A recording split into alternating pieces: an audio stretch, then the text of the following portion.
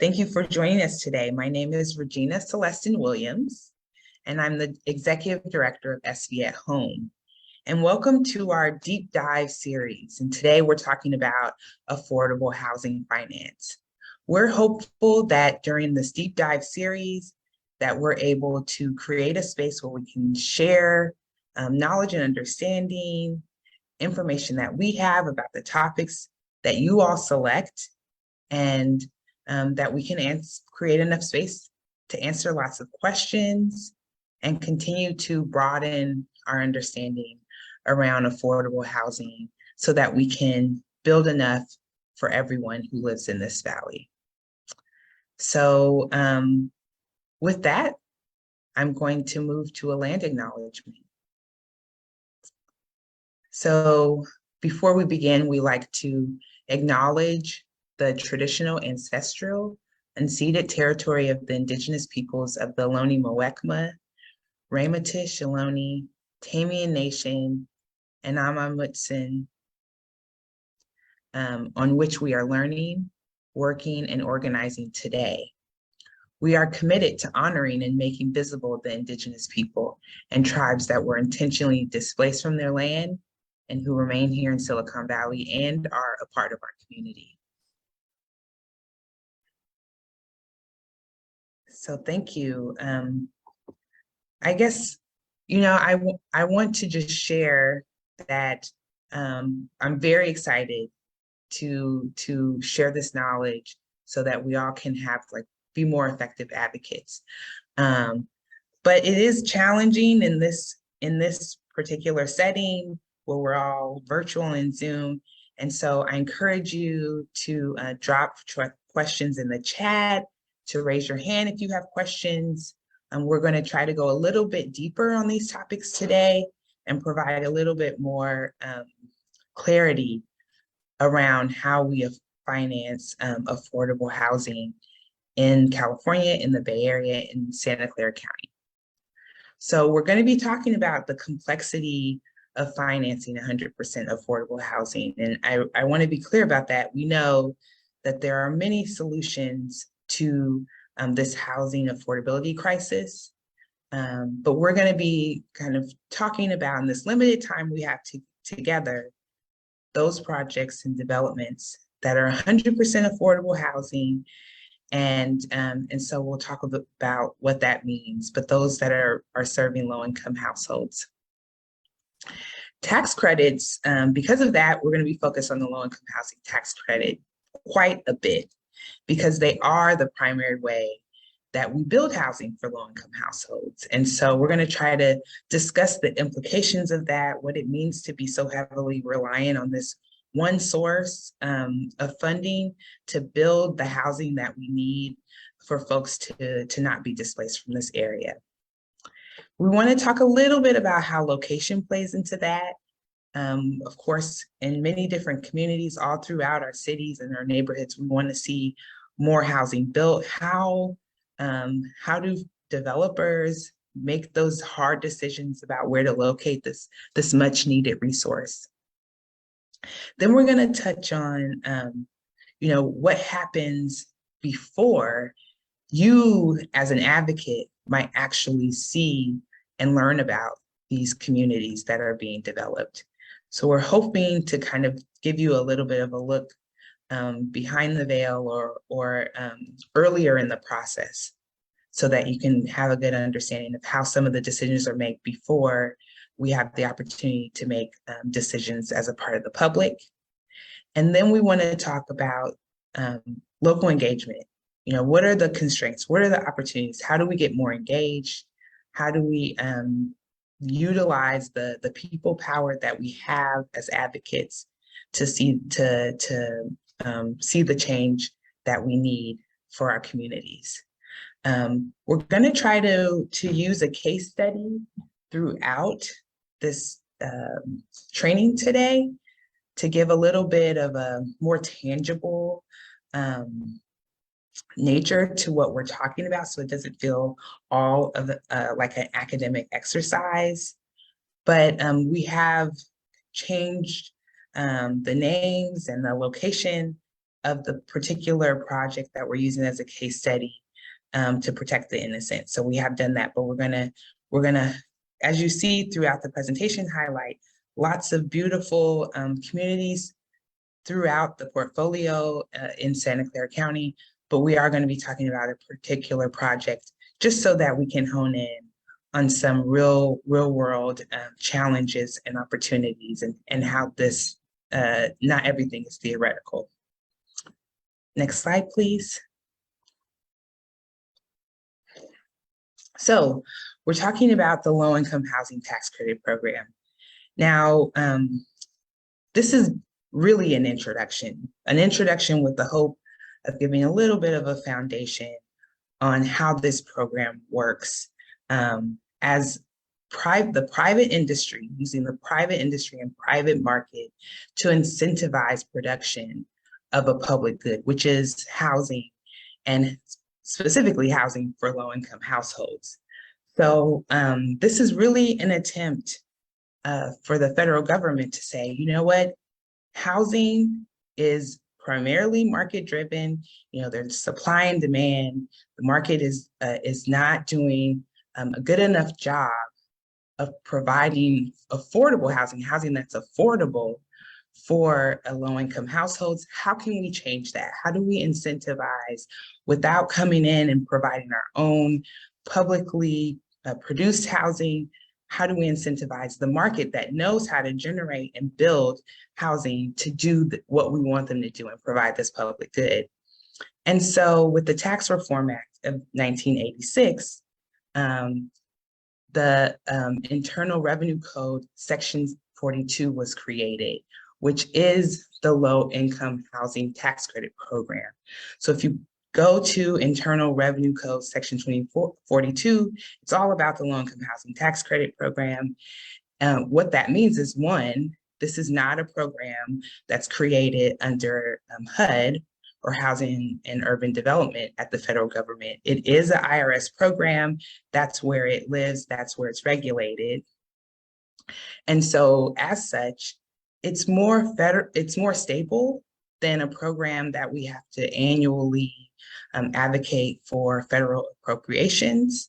But it's also bipartisan because it is essentially a tax benefit to the private market and incentivizing more affordable housing production. So those are some of the positives, and we'll talk about some of the other implications of it being structured this way.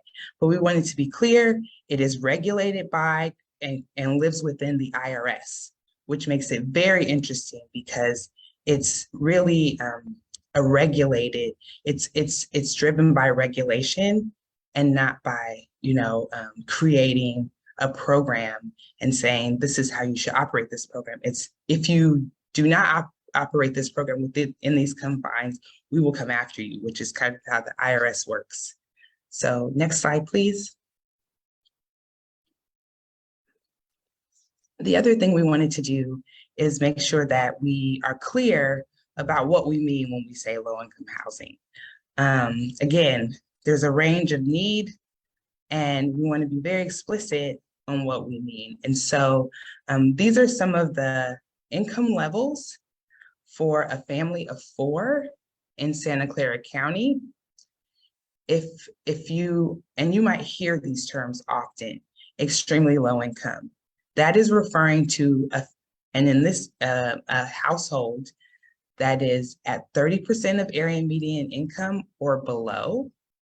And the number that you see here, $50,550, is for a family of 4. So no matter how many adults you have in that family or how many working folks you have in that family, if there are 4 individuals, they are considered at 30% of AMI or below if they make $50,550 or below as a household. And so then you can see that a very low income household is a household between 31% and up to 50% of area median income. And you can see that range here. And if you see in some sort of policy serving low-income households, that reflects up to 80% of area median income, which is $134,800 for a family of four. The low-income housing tax credit program actually gives tax credit, housing units qualify for low-income housing tax credits if they serve 60% of area median income or below. So that's what we're really talking about today, is that program and how it affects a lot of the affordable housing that we see. And so typically we're talking about $101,100 for a family of four in Santa Clara County, and that does vary by county. And then the other thing I just wanted to highlight is that area median income, which means 100% of AMI, is $168,500 for a family of four. So just trying to make sure we're all talking about the same thing, and you can get a sense of which families are eligible for this type of housing. And I did see a question about, are there targets for extremely low income? And we'll see later that yes, because these programs for this low income housing tax credit is competitive, there are scoring systems and mechanisms that incentivize units to be set aside at deeper income levels. So the low-income housing tax credit program is an incentive, again, for private investors to get involved in this dynamic, this space of real estate development. So how do they do that? If you're a real estate investor, you're in it for three things.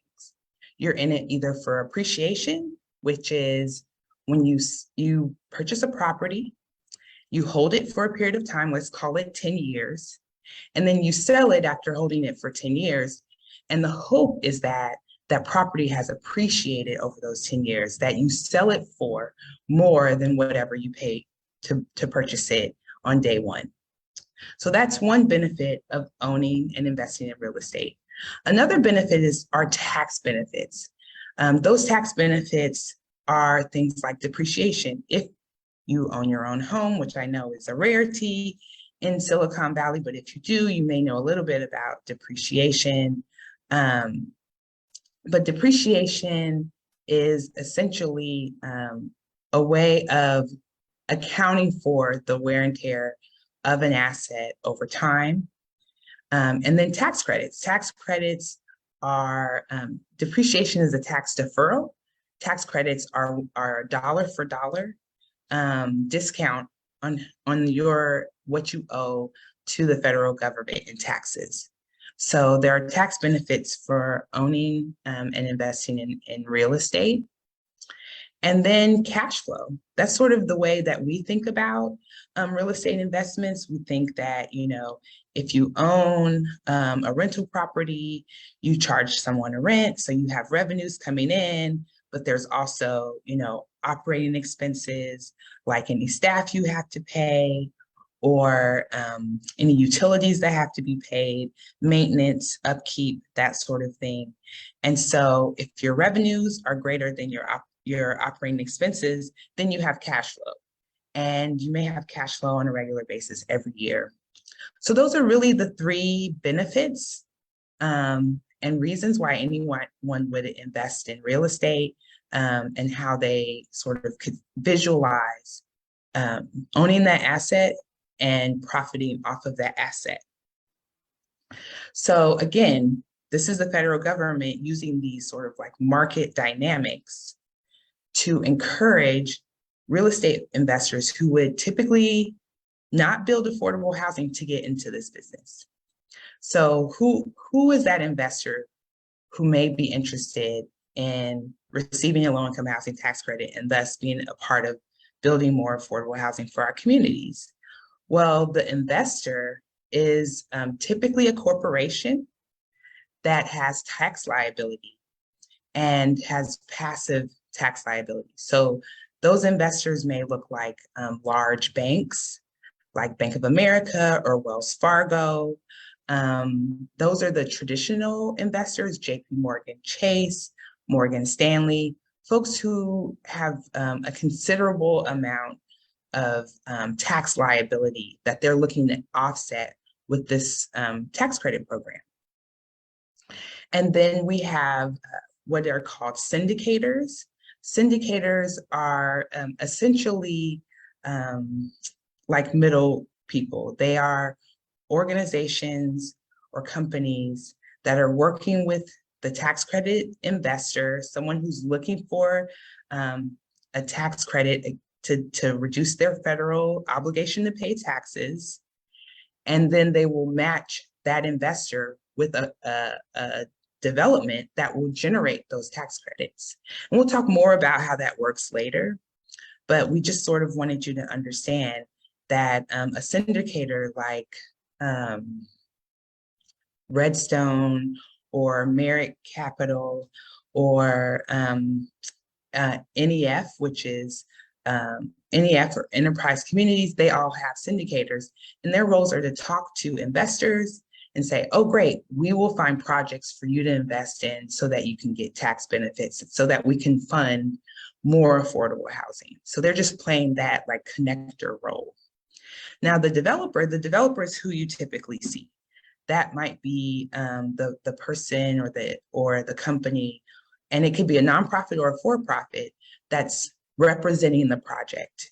They are going out, finding sites, acquiring sites, determining what sort of housing might get built there, and they are working to pull that community together, which includes not just designing the community and working with the architect, building the community and working with the contractor, but also identifying the funding sources and therefore working with syndicators and investors to find folks who are interested in sharing in the ownership of this project so that they can take advantage of this tax credit program.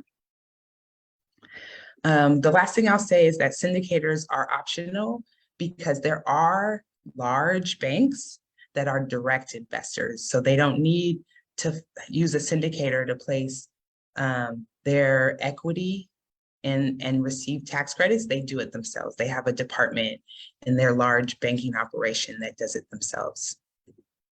Next slide, please. So what I've sort of described is a public-private partnership in the way that this program is being implemented. You have the public, which is the federal government. It is allocating tax credits to states. And then you have the state, which is a public government, which is acting as the program administrator. For us in the state of California, we have the Tax Credit Allocation Committee. You may have heard it referred to as TCAC. They are responsible for allocating tax credits to projects. That means awarding those allocations, selecting those projects to put the tax credits into, and monitoring those development communities, making sure that they are serving the population that they're intended to serve. That means that TCAC is responsible for creating the rules and regulations that guide the development of housing for low-income households in this state. That's a huge responsibility that the public has, making sure that that the projects that receive this funding are actually housing the populations that are intended to be housed, and they get to create those scoring criteria and sort of decide where priorities are in the state for building more housing, versus both geographically and in terms of what type of projects get built and funded. Now, the private role is to actually produce the housing. So the decisions on the ground about where to locate the housing, who to serve, how many units, all that relies in the private sector. So investors, developers, all kinds of private organizations really make up the affordable housing industry using this tax credit program to drive production of more housing and preservation as well. So the other role of the private sector is to really, since they're doing the investing, they can use their lens for what's a good investment and what's not. They can sort of set the tone for, what sort of housing gets built, where, all within the parameters, the rules and regulations that are set by the public government, but they really are the ones putting their dollars and driving what gets built, where, and when we talk about risk, it really means like, how do you be creative, innovative in solving problems when you are kind of limited with how much risk you want to take with your dollars? They're still making an investment. So the federal government actually does an allocation of $2.60 to every state in the country for their 9% low-income housing tax credit allocation. That's the more competitive, where each state only receives so much tax credit allocation. And then the private role is really dictated by those risks. So, one of the biggest risks is losing the tax credits, not remaining in compliance during the program. And so it's very important for you to know that the compliance period is 15 years, actually, from the time the community is built and people move in there. So for 15 years, this private market motivated investor is thinking about, how do I manage my risk? How do I make sure that I stay in compliance with the program, that I'm reporting to TCAC? And again, the biggest thing that TCAC is trying to ensure is that they're serving low-income households throughout that 15-year compliance period. Next slide, please. Okay, so again, this, we're trying to give a little bit more explanation of how the low-income housing tax credit turns into affordable housing. But there are some complexities that only the IRS could write into code. So we have both two programs. One is called the 4% low-income housing tax credit program. It's actually tied to the amount of tax-exempt bonds that each state receives. And then the amount of credits is actually unlimited. And then we have the 9% credit. And as you can see, according to that $2.60 per capita that every state receives, California is estimated to receive over 100 million in tax credits in 2022. So both programs are actually competitive right now. That means that the scoring set by the state is really impactful. And so we're not going to go too extremely deep into the actual programs themselves, because the regulations can change, and actually recently they've been changing quite a bit. And then there's a lot to cover between the two allocating agencies, because there's not just the tax credit allocating committee, but there's also a bond allocating committee called SIDLAC. So we're not going to get into that too much. We really just want to talk about the low-income housing tax credit program, but I know that there's lots of questions about that. So there's two programs. I think that's very important to distinguish. And then the way that the tax credit works is that you receive more credits based on an increased project cost. And I know you're thinking, well, that doesn't make sense. How can we possibly, stretch our dollars further if we're awarding more credits to higher costs? Well, the thought is that this tax credits should be covering a portion of the cost it takes to build your affordable community. So a portion of it is generated by, a portion of this funding source is generated based on the cost. So in theory, if you have a project that costs $50 million, about 30% would be covered by the 4% low-income housing tax credit program, and about 70% would be covered by the 9% tax credit program, depending on where you were more competitive. And that's the thought. It's like, how do we look at the total project costs and make sure that there's a dedicated source to cover a good portion of the cost? But what that means is that we need other sources. And the more expensive these projects get, and we know that these are all market dynamics, so the cost of construction cannot be contained by this program. It's the cost of construction in general in the market. So as costs go up, we need more and more sources to stack with the low-income housing tax credit program. And since it does cover a portion, it can never cover 100% of the development. You're always going to need some other kind of source. Next slide, please. So before we get further into the mechanics, just wanted to touch on, while we're here at this high level, what does this mean?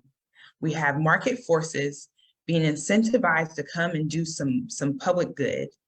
So that means that we have market actors shaping the public good that we get, right? So the what, who serves, how many units, the where it's located, and for whom. This is being dictated by private actors.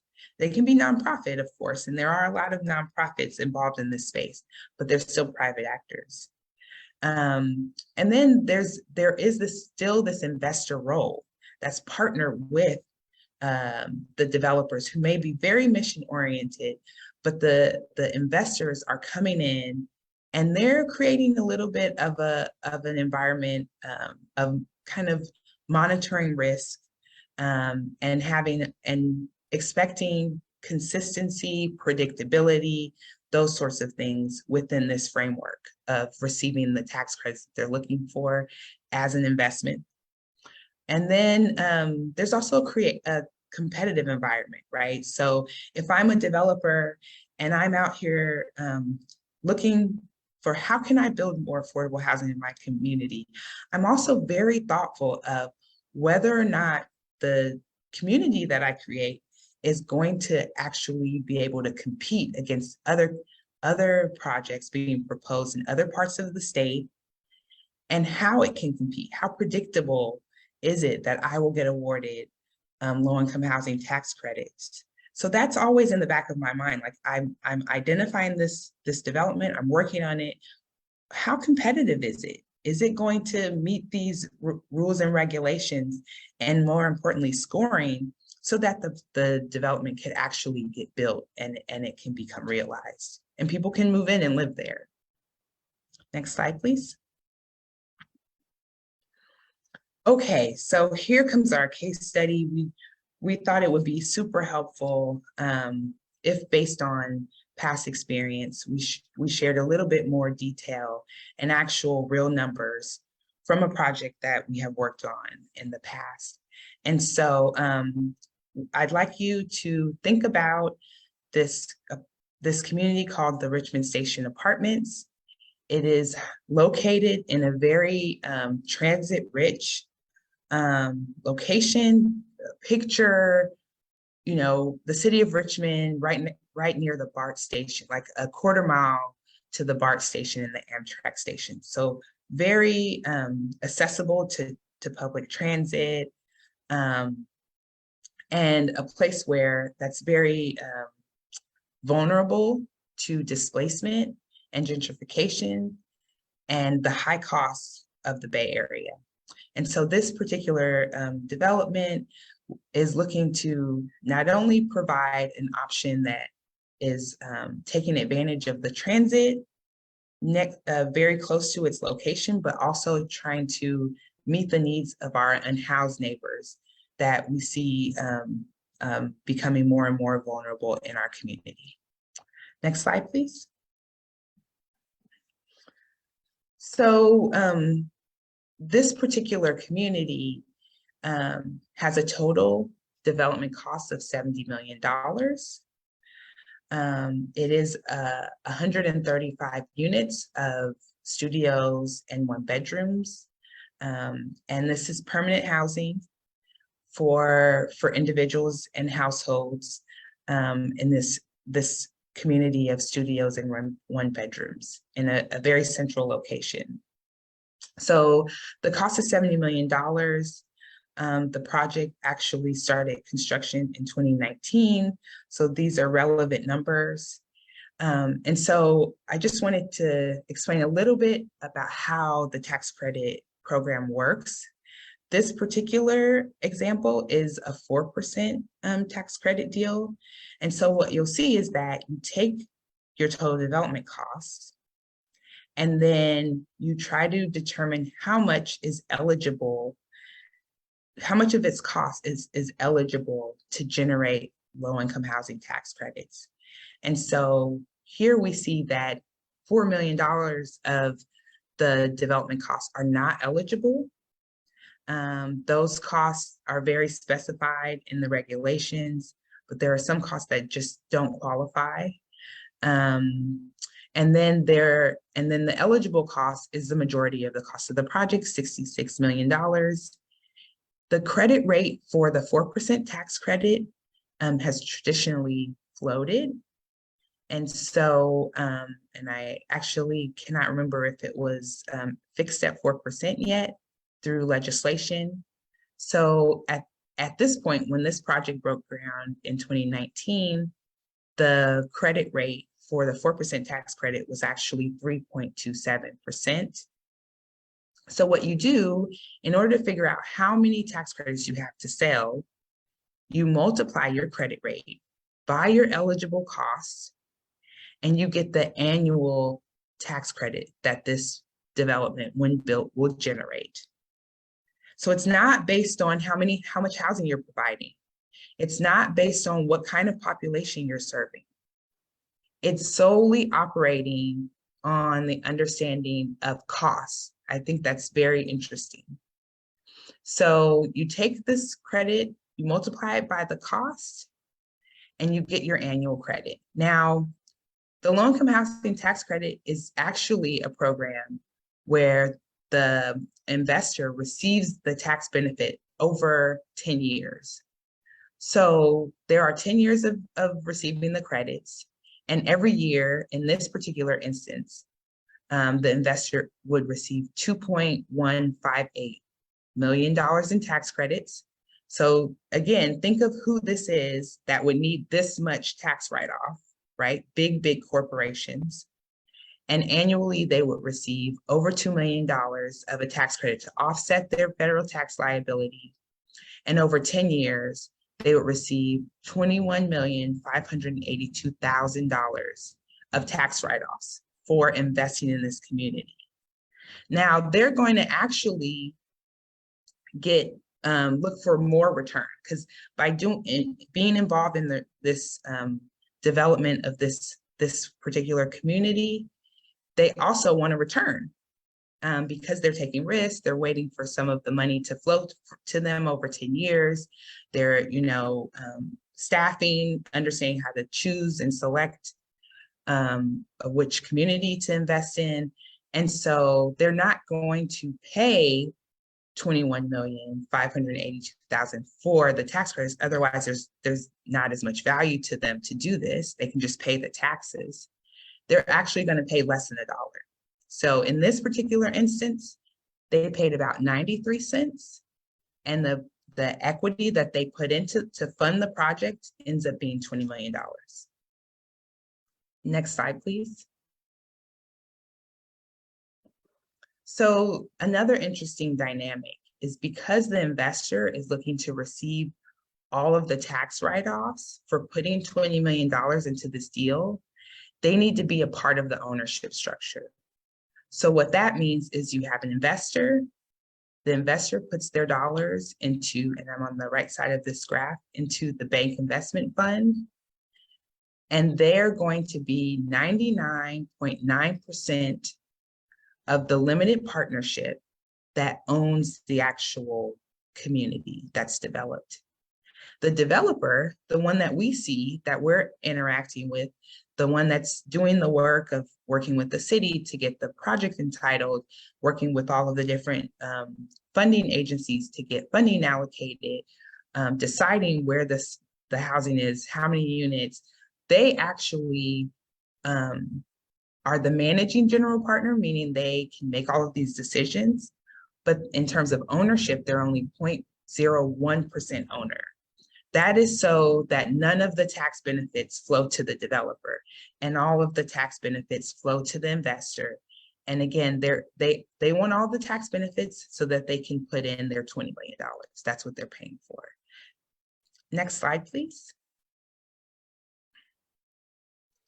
Okay, so we've done some high level explaining of the low-income housing tax credit program. We've done a little bit in the details about the dynamics in this public-private partnership and how the ownership works. And so now we're going to delve a little bit into how you start to see the different layers of funding come into place and what the opportunities are there to bring in funding and how that shapes the communities. Next slide, please. So lots of sources. It's interesting because if you go to any sort of space and talk to a developer about the work that they're doing to build the community, and there's a lot of process there, you'll often hear them talk about the complexities of filling in the gap in the sources to make sure that the community is fully funded for. So there's a variety of sources. They all have different regulations. The federal sources like project-based Section 8, that is a rent subsidy program that goes directly to the owner of the property to subsidize each individual, but it's tied to the actual property or community. So that allows you to be able to increase your debt. There are subsidies like community development block grants and the home program that are grant programs that the federal government through HUD gives to municipalities to allocate to housing developments. At the state level, there are programs like the Affordable Housing Sustainable Communities program, which is under the Housing and Community Development Department, but it's really focused on taking those cap and trade dollars that to limit greenhouse gases and gas emissions by building more housing near transit and investing in transit investment near these affordable communities. The multifamily housing program is a longstanding program at the state's Housing and Community Development Department that has over time had different focuses. Right now, it's very focused on serving those who are most vulnerable in our community to housing displacement and becoming unhoused. The infill infrastructure grant program understands that there is infrastructure that you need to build and fund in addition when you're building affordable housing communities. So it tries to fund that. The Veterans Housing and Homelessness Prevention Program tries to eliminate the experience of homelessness for veterans. The Joe Cerna Farm Worker Housing Grant is a program that tries to reduce the vulnerability of those in our farm worker community. So there's a variety at each level of government. We know that locally, we have bond measures that we pass so that we can really push for more housing and fund more housing in our county and in our city. And then privately, we could talk actually quite a bit about the private industry and how banks are very involved in lending in this space. They understand that if you have revenue generation and it's greater than your operating expenses, then you have the ability to leverage debt. And so they're very active in this space as well, and we rely on them as a source of funding. And then land dedication from our private market rate developers, that's also a really critical source. So we have all these sources. How do we put them together? Next slide, please. So one example is our case study. So we have the low-income housing tax credit equity. We've determined that's going to be the foundation of our capital stack, our funding sources for this particular project, because we can get a good chunk of the funds to pay for the project from there. And then we have the bank loan, which is actually in this example almost comparable. You can see at the $17 million. That's because it's a tax exempt bond, and so the interest rate is lower than the market. But we're also leveraging debt at $17 million. And then we have our gap sources. And this particular project is a great example because we've layered quite a few. We've layered the Veterans Housing and Homelessness Prevention Program at $8 million from the state. We have some local home dollars from the city. We have the Affordable Housing and Sustainable Communities at $9 million from the state as well. Federal Home Loan Bank Program is a program where private banks leverage capital and place in affordable housing, really in the form of a grant. And then we have a county bond measure. So you can kind of see that if we have 20 million to pay for 70 million, we really need to look what other sources can we bring in, and we just start to stack them. And that really takes us to the next slide where it adds different layers.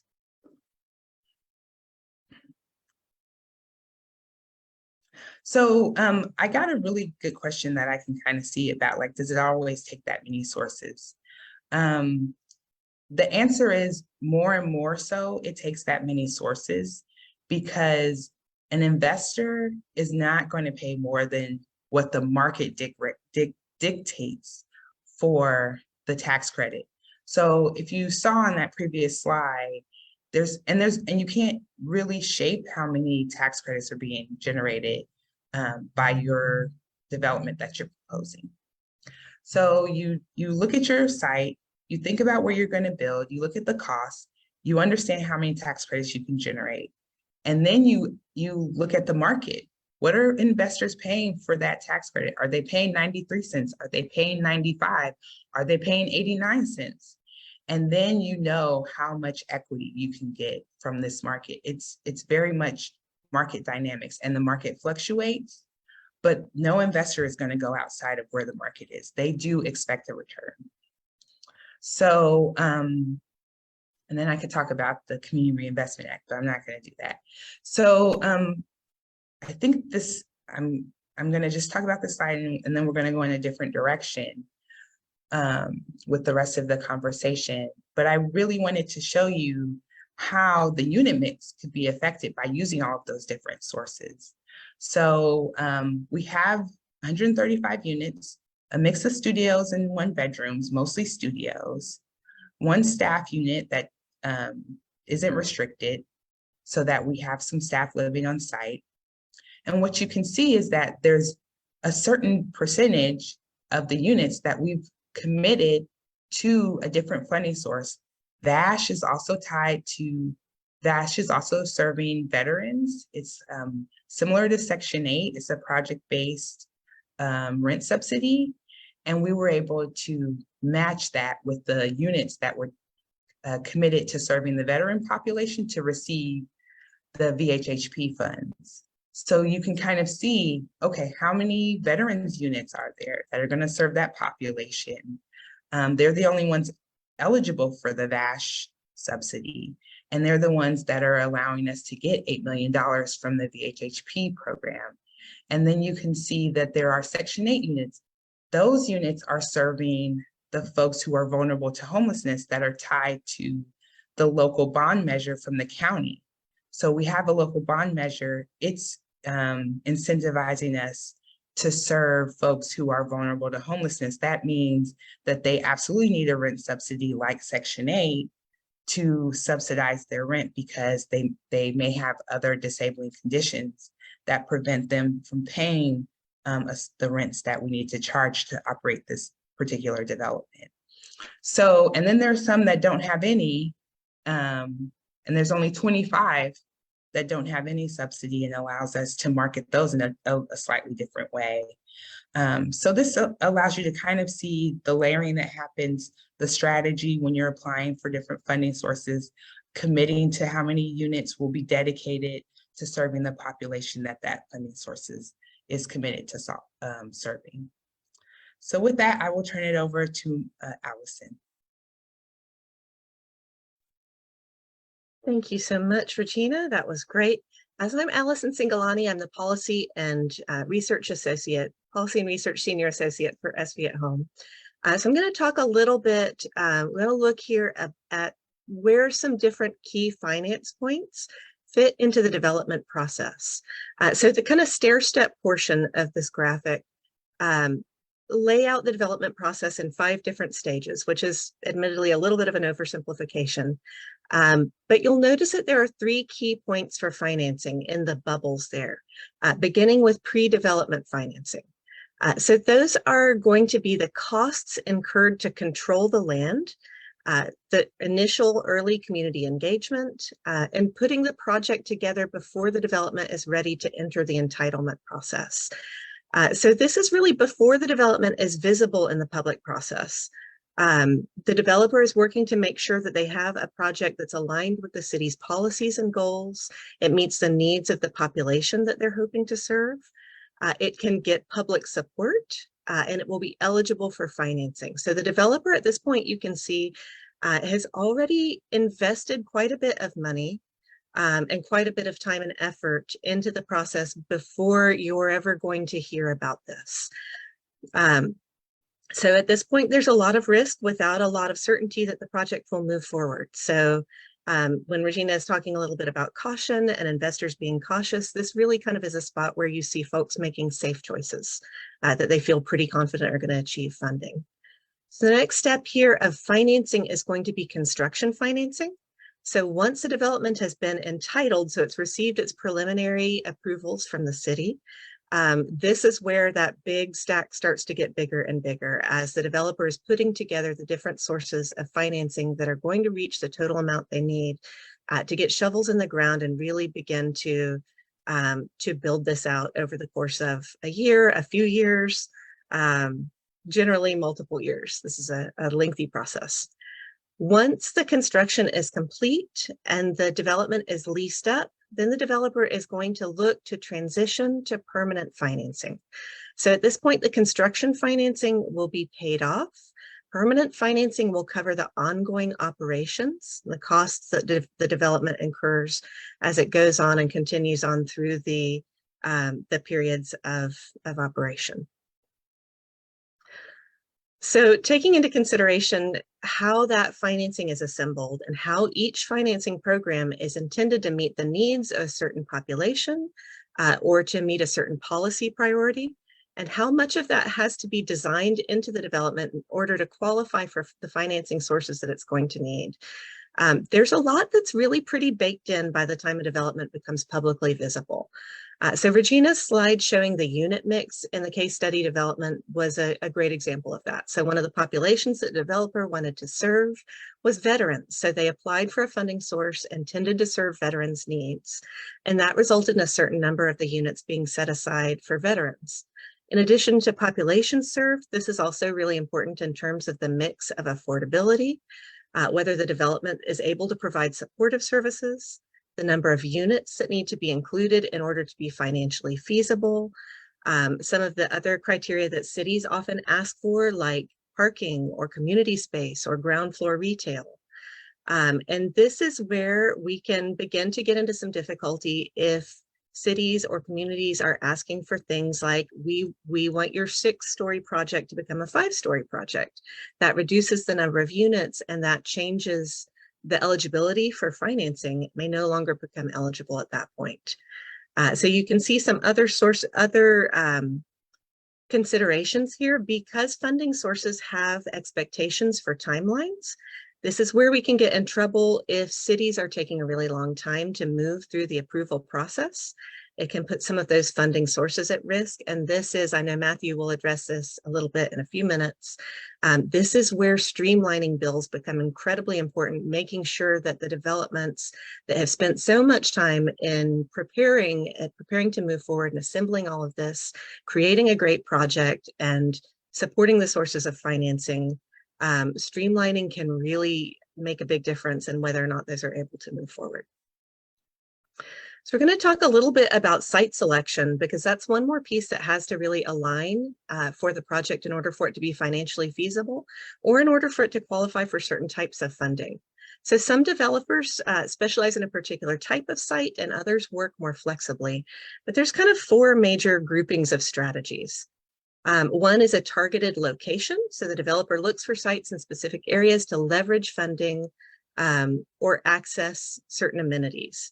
So one of those that I think is we're probably mostly familiar with, it's gotten a lot of attention lately, is transit-oriented development. This is a priority for the state and for us locally because it's really important in terms of the environment and reducing greenhouse gas emissions, and also for equity, for folks to have access to transit that they can get to great jobs, get to where they need to be. So that's a site selection strategy that's pretty common. High resource areas. So the state has, and this is this could be a whole other deep dive. The state has classified different areas throughout the state according to the resources that are available to residents there. That could be things like access to great schools and food and transit and jobs. So areas that are high in resources, that are rich in resources, are prioritized for affordable housing. And that is both in terms of equity and getting equitable access to these resources, but also to try to undo some of the damage that we've done historically with housing policies by creating areas that are underinvested and then placing residents or restricting residents with lower incomes to those areas. So another site selection strategy has to do with land use policies. So we hear in the city of San Jose a lot about urban villages and other areas about specific plans or area plans. So these are areas that cities have prioritized for development, and they've made land use decisions like zoning for density, certain concessions that are available for affordable housing. These are places that are easy to develop in ways that are conducive to developing affordable housing. I said easy, that's probably not quite the right word. Easier to develop. So they have minimum densities that support building more units. So that helps distribute the cost across multiple units and makes developments more feasible. These are also going to be great places to live. They will have lots of access to amenities. And so it's a place where, from an equity standpoint, this is a great place to put affordable housing.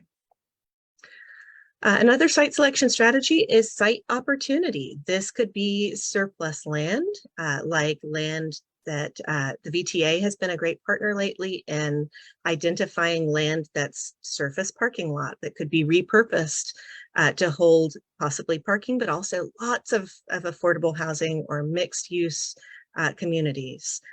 We also have vacant office space. There is a development in process right now in the city of Santa Clara that is a pretty classic redevelopment of underutilized office space, the great infill development. So a repurposing of the land in a way that better meets the needs of the community. You'll also see land dedication over here on the left. I want to take a minute to talk about that because we're hearing a lot about land dedication lately. Google in particular has made that a priority in the communities where it's building. So you'll see on the map there a couple of sites that Google has transferred to the city of San Jose for building affordable housing.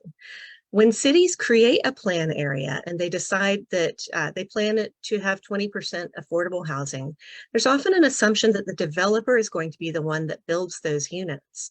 But with a land dedication, the developer is meeting that requirement by donating the land. So that land now becomes city-owned land. It becomes public land that's restricted to affordable housing. But when that happens, the affordable housing still requires subsidy to build. So the developer has met their requirement with the land. All the rest of that process still has to be put into place. The final one I want to talk about is neighborhood-based development. Right now, we have a lot of this in the Bay Area, but not yet in the South Bay. So a couple of examples are MEDA, the Mission Economic Development Agency in San Francisco. So this is primarily, this organization primarily develops in the Mission neighborhood in San Francisco.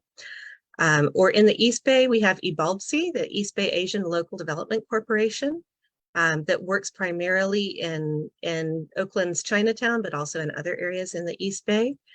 So there is currently some effort going on at the county and local level to support the development of more place-based developers here in the South Bay, but this can really be a key way that the community can have more control and more input in designing affordable housing that's going to meet their needs and really speak to the population that it's serving. So with that, I'm going to pass this on to Matthew. Great, thank you, Allison. Matthew Reed from Silicon Valley at Home. I am going to try, there's a tremendous number of really fantastic questions and points of clarification coming in the chat. We are capturing them. So I'm gonna streamline this just a little bit, but the goal of this series is really to talk about what we can do with this additional knowledge to be more effective in our efforts locally. So what are the steps that we can take locally to work within the finance challenges to get great projects built that are responsive to community needs? Next slide. So there's really three ways of looking at this. The local landscape matters. The housing element, which is currently active in every city in the county, is a tremendous opportunity to address a number of these points specifically. So we want to call that out. But there are local decisions that are made about funding and the availability of local resources. There is, as we've talked about a couple of times, the development review and approval process, which is a mix of policies and processes that you never see because they happen in offices. And then there are land use zoning decisions and affordable housing sites identification. So I'm going to go through these quickly. Next slide. So local resources. Local funding never does it alone. It's always there to fill the gaps, but it is critical to fill in the gaps. So we have in Santa Clara County, believe it or not, we're lucky. We have pretty broad coverage of commercial linkage fees. It says if you're going to build office or commercial developments, you're going to provide some resources to house the new workers. We have inclusionary housing requirements, which include in lieu impact fees or units built on site, or increasingly the land dedications that Allison noted earlier. And then there are miscellaneous smaller pools that are controlled locally. There are additional sources. We're in the process of planning for a lot of housing. We need to continue to advocate for the really effective use of the standard sources, but it's time for us, if we're planning for more housing, to commit to more funding. And so we really need to look at what cities are doing and what's happening at the county level to make sure that we are expanding the resources we have available to meet the goals and needs that we have. So an example I think that many of us are familiar with, that we've talked about at the county level, is Measure A. City of San Jose has passed a real estate transfer tax. Measure E. There's always a discussion about an employee head tax happening in a city as a way of addressing the demand and, frankly, the wealth that's being generated within the community that targeted towards affordable housing. Many false starts on that. And then there's always a discussion of discounted public land, and now we're expanding what that means to city-owned land and some of the ways of leveraging the land dedications. Next slide. So there's also the process, and you know, without putting too fine a point on it, time is money, time is risk, risk is money. Local cities can move margins and lower costs by embracing the state streamlining bills and rules rather than pushing back against them. And this is a policy that can be included in their housing element. Folks are looking at ways of creating local by right development districts, which says that you can build housing without a how do I say, a discretionary review, which basically says you can go ahead as long as you're meeting the standards of the area and it doesn't have to go through a lengthy public process and a city council approval. We're looking at ways of waiving fees and reducing taxes that are collected locally for affordable housing. And then we're really working with cities, and some of the cities are taking this seriously and some aren't, to figure out how to streamline their process from pre-development to building permits. And the consistency and predictability of that process has a tremendous impact on the costs of carrying uncertainty for the projects and potentially missing funding rounds. And so this is a really important step that some cities are leaning into and some frankly don't want us to get involved in, but it's a place where we should be pushing. It's important to remember as we talk about financing and costs that development is political and it takes political capital. That may not be a check, but it has a tremendous impact potentially on costs. And so collectively, we need to really continue to build expectations that affordable housing is going to happen in our communities so that the process is supportive and efficient. This is a resource, this is progress, this is part of a sustainable future. We need to make sure that we're humanizing people. This is us. We need to acknowledge that this is a social and racial equity and social and racial justice issue.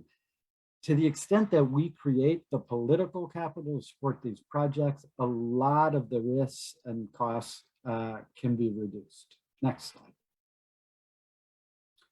Finally, there are land use, zoning, and affordable housing siting issues. This has gotten a tremendous amount of attention during the housing element process as we try and plan for significant increase in affordable housing in all over the state. And we've touched on this in some of the earlier points. So I just want to draw our attention back that we have a role in this process, that we can advocate for more housing in major plan areas. We can make sure that housing is included at high densities in specific planning processes that might happen in cities. We can push to make sure that there are mixed use spaces created out of commercial and industrial spaces that exist now that will allow us to have housing in places where we haven't had it, that we are constantly pushing for increased density in the housing element inventory and throughout the process of zoning and re-identifying or identifying sites. We are kind of accountable for making sure that the community interest in affordable housing is reflected in the decisions that are being made. We have to be part of creating the conditions for affordable housing that can get funded, which means we need to demand higher density near transit. We know there are resources to build it there. If we lowball it and we create density limits that only allowed for sale townhouses to be constructed, we're missing a critical opportunity to leverage public money. We need to upzone to higher density and high opportunity areas because we know they are competitive for funding. This has been a major challenge for cities around the county so far in the housing element process. They are remiss to create affordable housing opportunities in some of the wealthier parts of their city. And this is something that we really have to push back on because these are areas where projects can get funded. We need to make sure that sites are large enough to accommodate real developments. Very hard to build an affordable housing project on half an acre, even if it's zoned at 40 units an acre. Another strategy is an affordable housing overlay, which says that you can convert land or change the use or get additional densities or additional heights if you build affordable housing. This is valuable. It allows us to target areas and make affordable housing more feasible. Finally, we need to prioritize publicly owned and city-owned land, and we've talked about this. Next slide.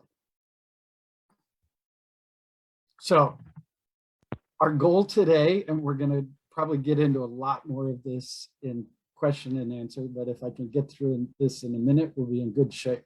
Our role is to advocate with knowledge, recognizing that developments that become public is driven by both opportunities and constraints, some of which are beyond the developer's control, beyond the city's control, and beyond our control. But projects have a lot of work behind them before they become public. Affordable housing doesn't get built without the financial resources, and so we're accountable right now to those sources. Location, target population, unit mix, density, these are all shaped by the financing strategy and the resources that are available. And we really need to pay attention to, I couldn't figure out how to describe this, the foundational opportunities, the groundwork, the environment that we're working in. Sometimes we take a step forward and then we walk back from them. So it's critical that if we get zoning changes in place, if there are incentives that are available for affordable development, that must be defended. We must stick to these commitments once we make them, because sometimes they get watered down over time. Great projects take creative planning and design, but they also take public support. Changes, small changes in project design or some of the specifics of the project can have a huge impact on how that project is going to be financed and the pieces that have to come together. Changes in density can really upend a financing strategy. See, that was my timer saying I'm out of time. Changes in the target population can upend the financing. So, you know, we hear, well, why don't we have middle income opportunities in this project? And everybody needs to be supported to have housing that they can afford, but we're targeting often at lower income and extremely low income households. And that target population is part of where the resources come to get that project built. And finally, delays can really upend the timeline for funding cycles, the when, whether, and how these projects get built. So it's on us to take this perspective of how the financing works and figure out how to integrate it into our advocacy to defend great projects and make sure that we have a space in our cities where these projects can be built and will be built going forward. So that was my last slide. I know that our team has been carefully collecting questions from the chat, and I don't know if we are going to pull those off of the working list or if somebody from staff is going to raise the questions. So Matthew, we have had some staff that have been carefully pulling the questions in from chat. So now I get to ask you and Regina to answer some great questions. So we've had a lot of questions about how long the developments remain affordable. How long do LIHTC developments in California stay affordable? So again, just focusing on the low-income housing tax credit program, right now, TCAC requires a 55-year commitment, affordability commitment. And typically with large regulations like that, major regulations like how long something should be affordable, you see the localities replicate that. So a lot of times in the funding sources that we covered, you'll see the city sources or the county sources also dictate a 55-year commitment of affordability. And again, that's because that's where the expectation at the state level with the low-income housing tax credit program. Awesome. Thank you, Regina. What about households that have incomes way below 30% of AMI? How do the rents get set for those? You touched on the role of project-based Section 8, but are rents ever lowered below what is allowed under those programs? That's a really great question. It's getting to one of the interesting dynamics of the low-income housing tax credit program. So I'll try to touch on it briefly, but in the future, we'll touch on it in more depth and probably add a slide. So on one hand, the low-income housing tax credit program actually determines the affordability or the rent on a unit based on the unit size. So before this program, when most housing for low-income families or households was produced by public entities, there was a lot of looking at what could that household afford, and you take a third, 30% of their income, and you determine, okay, this is what they can afford in rent, and so each unit would charge a different rent based on who lived in the unit. With the low-income housing tax credit program, because it's become a little bit more systematized for the sort of private market to be able to predict what rent is generated from these units. Now it's determined by size. So what they've done is they say, okay, let's say a 2-bedroom unit. What's the average size of a household that would live in a 2-bedroom unit? And they make assumptions about how many person per bedroom, that means, this many people, this household size.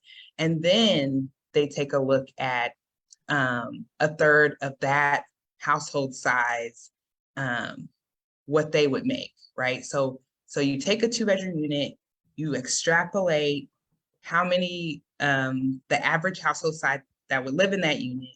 And then you think about, for that household at that AMI, what they could afford, which is a third of their income.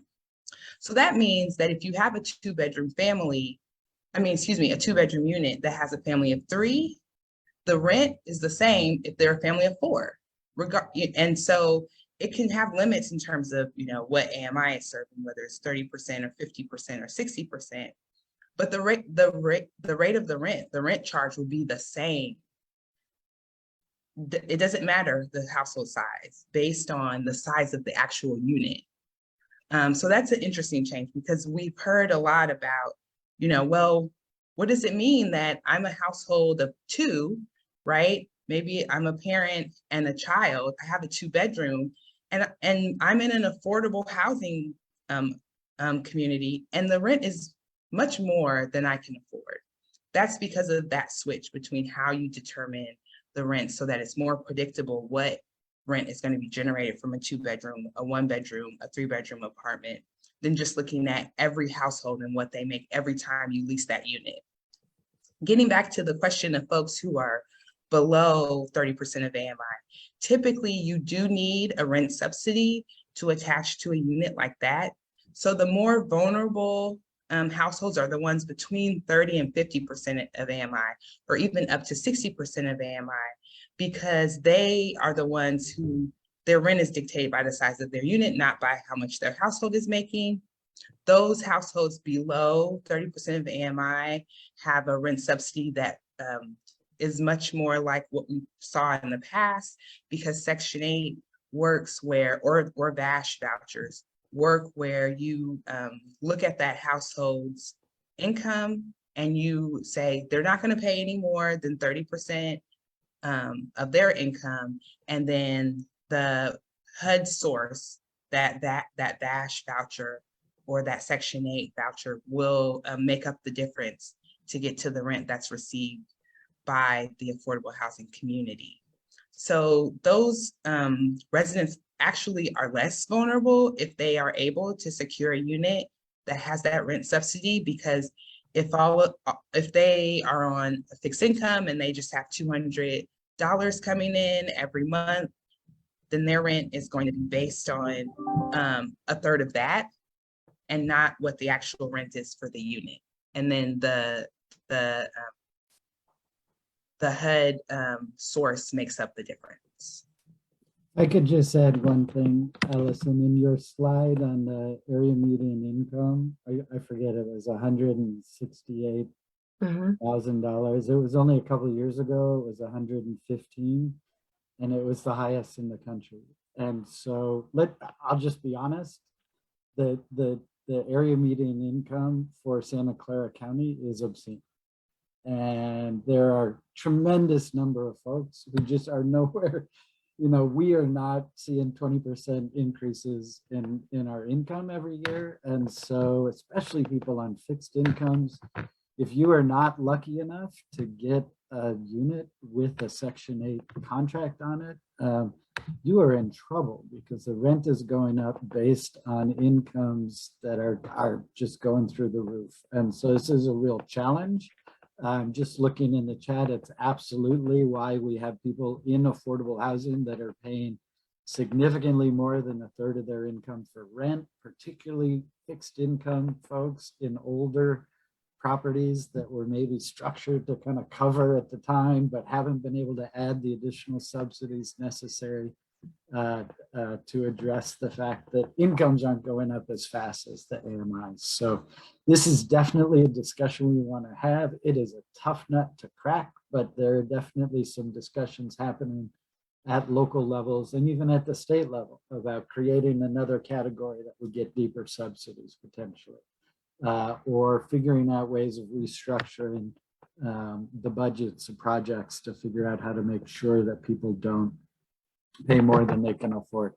There are developers, owners, managers who do try to work with the income stream to make sure that folks aren't getting priced out of their units, but it's extremely difficult. Thank you so much for that.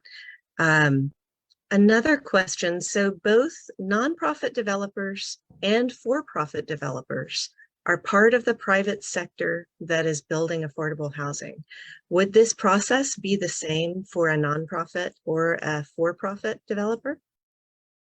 And do you have an idea of kind of the percentage, how much affordable housing is usually built by for-profit developers versus nonprofit? That's an interesting data point. I don't have that data point in front of me. I don't know if we have that. One thing I would say is that, we are fortunate in this area that we have several very sophisticated nonprofit affordable housing developers. And we also have for-profit developers that are focused, like mission focused.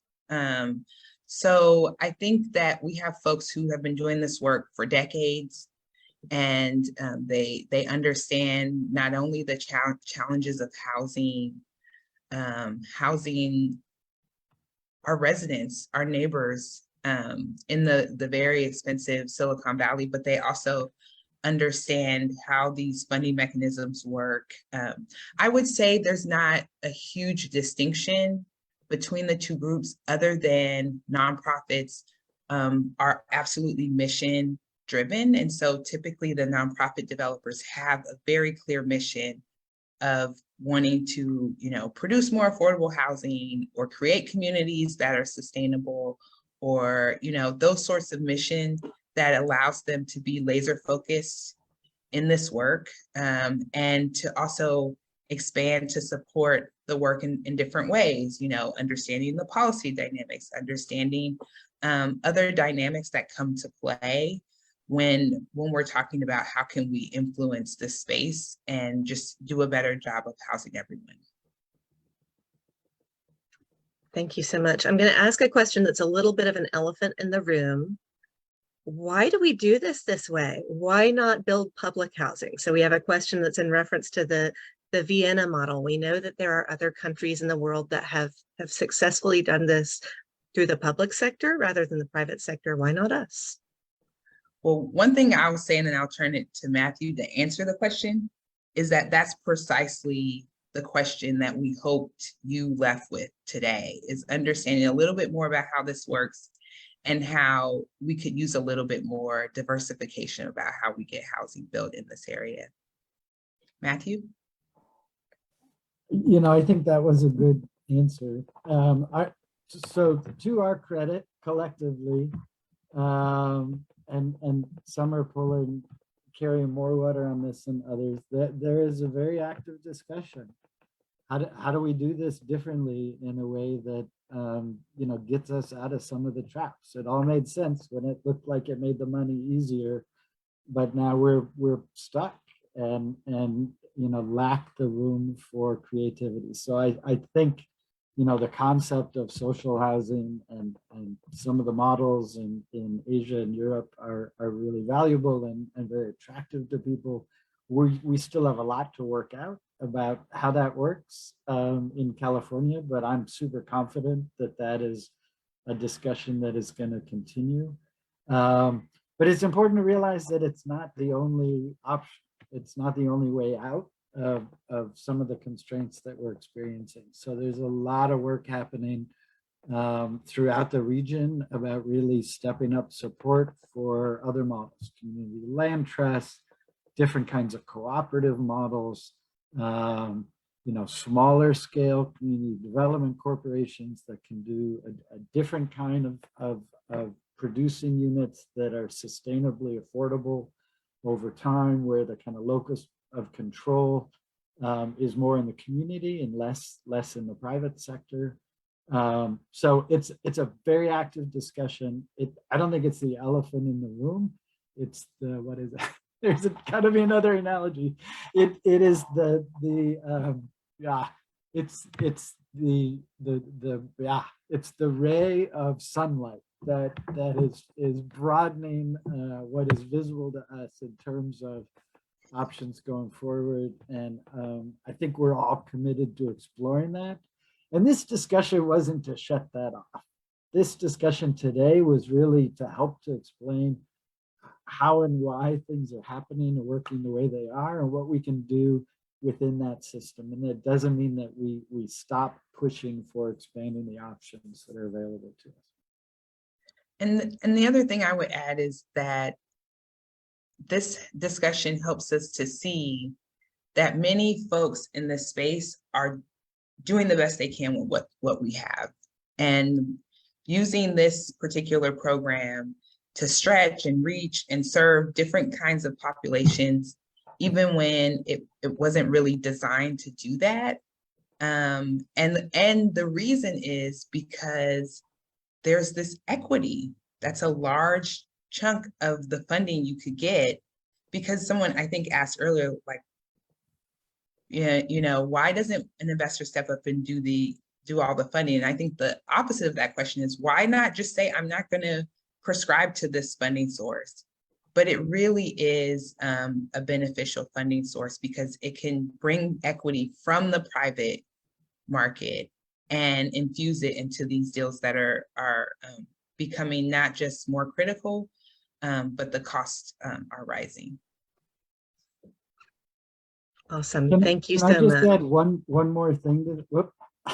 It says questions, so please. Regina touched on this in the first slides. Some of us are older than some of the others. And we remember what it was like when every year a budget for housing would come up before Congress and have to be approved or not.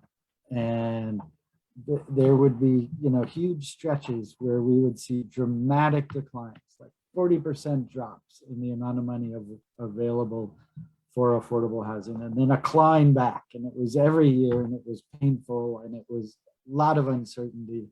And the tax credits, if you think about it, you're either collecting the taxes and giving it out through HUD, or you're doing this tax credit thing. In some ways it's the same money, but it's just way less political.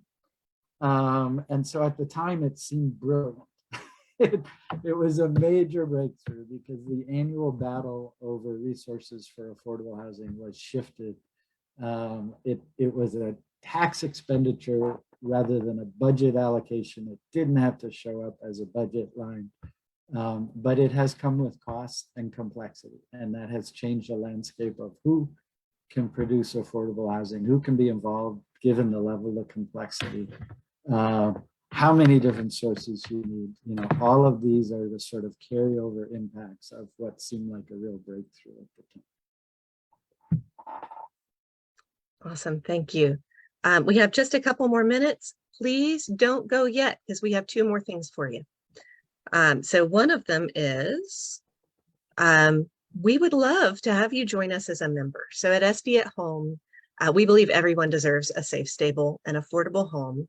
If you do too, we invite you to join us. When you join SB at Home, that allows us together to leverage our resources, magnify our voices, and advance strategic collaborative solutions to California's housing crisis to meet our local and our regional needs. Your membership helps support our work, including educational programs like the Deep Dive today. Another thing we're going to do, Miss Emily, if I could get you to drop the link in the chat for membership. Thank you so much. And we're also going to launch a poll. This is really important because we would like your feedback about what you would like to learn in our next Deep Dive series. So we want to do this 3 times a year in the first, second, and third quarter of the year. And we want to make sure that we're meeting the needs of our advocacy community. So let us know in that poll. There's a question about what topics you would like to learn more about. We would love to hear about that, and also for you to join us as a member if you're not one already.